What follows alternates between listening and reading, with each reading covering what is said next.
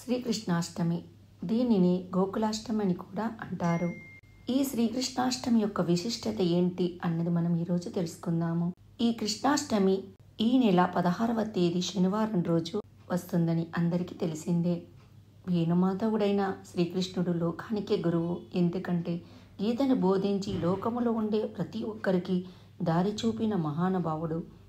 అందుకే ఈ పవిత్రమైన రోజున దేశవ్యాప్తంగా అందరూ శ్రీకృష్ణాష్టమిని ఎంతో సంతోషంగా చేసుకుంటారు. ఆ రోజున చిన్నారులను కన్నయ్య రూపంలో అలంకరించి పూజిస్తారు. ఈ వ్రతాన్ని ఆచరించిన వారికి కోరిన కోరికలన్నీ నెరవేరుతాయని అందరి నమ్మకం. కృష్ణాష్టమి విశిష్టత గురించి తెలుసుకుందాము. భాగవతం ప్రకారం పరమ రాక్షసుడైన కంసుడి చెల్లెలు దేవకి. తనకి ఆమె అంటే ఎంతో ప్రేమ.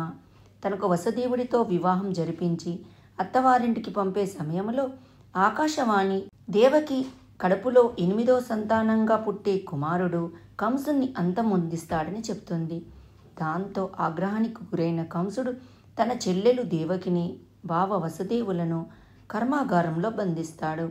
వారికి పుట్టిన బిడ్డలను పురిట్లోనే చంపేస్తూ ఉంటాడు. అలా 7 చిన్నారులను కోల్పోయిన దేవకి 8వసారి కూడా గర్భం దాలుస్తుంది. 8వసారి గర్భం దాల్చిన బిడ్డ తను అంత చూస్తాడని కంసుడికి ముందుగానే తెలుసు కాబట్టి కారాగారం వద్ద భద్రతను మరింత పటిష్టం చేస్తాడు. అయితే నెలలు నిండిన దేవకి శ్రావణ మాసములో బహుళ అష్టమి నాడు రోహిణి నక్షత్రం వేళ అర్ధరాత్రి వేళ శ్రీకృష్ణుని జన్మనిస్తుంది. తనని ఎలాగైనా రక్షించాలనుకుంటారు దేవకి వసుదేవులు. అదే సమయంలో ఆ చిన్నారి శ్రీ విష్ణుమూర్తిగా ప్రత్యక్షమై ఏం చేయాలో వాళ్లకు వివరిస్తాడు.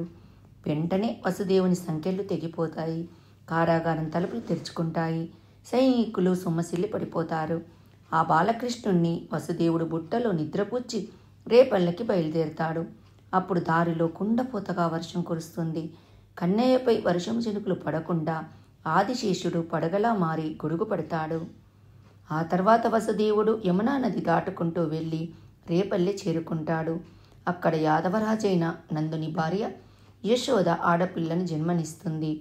అది గమనించిన వసుదేవుడు కన్నయ్యను యశోద పక్కన పడుకోబెట్టి ఆడపిల్లను తన చేతిలోకి తీసుకొని అక్కడి నుంచి తిరిగి కారాగారానికి తీసుకెళ్తాడు. అప్పుడు తన సంకెళ్ళు వాటికవే పడతాయి. భటులు మేల్కొంటారు. పసిబిడ్డ ఏడుపులు విని కంసునికి సమాచారం చేస్తారు.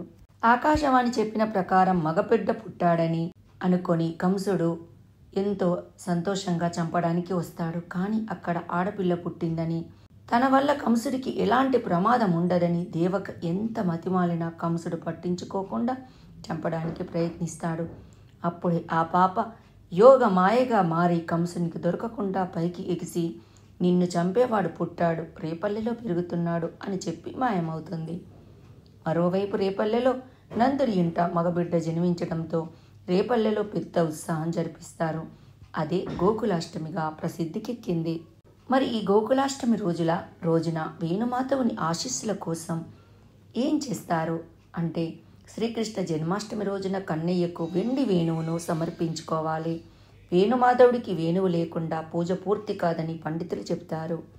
అందుకే ఈ స్వామిని మురళీధరుడని కూడా అంటారు. పూజ పూర్తయిన తర్వాత దాన్ని మీ దగ్గర లేదా మీరు డబ్బులు దాచుకునే చోట భద్రంగా దాచుకోవాలి. ఇలా చేయడం వల్ల మీకు వేణుమాధవుని ఆశీస్సులు లభిస్తాయట. జన్మాష్టమి రోజున కన్నయ్యకు ఎంతో ఇష్టమైన వెన్న, రాతి పంచదార అంటే కండ చక్కెరను నైవేద్యంగా సమర్పించాలి. ఈ నైవేద్యాన్ని సంవత్సరంలో పిల్లలకు తినిపించాలి.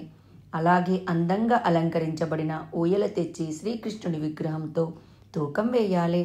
శ్రీకృష్ణాష్టమి రోజున నైవేద్యాలు లేని పూజ అసంపూర్ణమని పండితులు మనకు చెప్తూ ఉంటారు.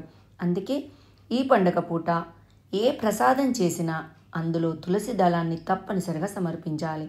ఎందుకంటే తులసి శ్రీకృష్ణుడికి ఎంతో ప్రీతికరమైనది. ఈ పండగ వేళ తులసి దళాన్ని సమర్పించడం వల్ల కన్నయ్య అనుగ్రహం సులభంగా దొరుకుతుందని చాలామంది నమ్ముతారు. ఈ పండుగ పూట శ్రీకృష్ణుడికి బలరాముడికి రాఖీ కూడా కడతారు. అదేవిధంగా కన్నయ్యకు ఇష్టమైన మల్లె పువ్వులో పారిజాతం లేదా దేవగాని పువ్వులను సమర్పించుకోవాలి.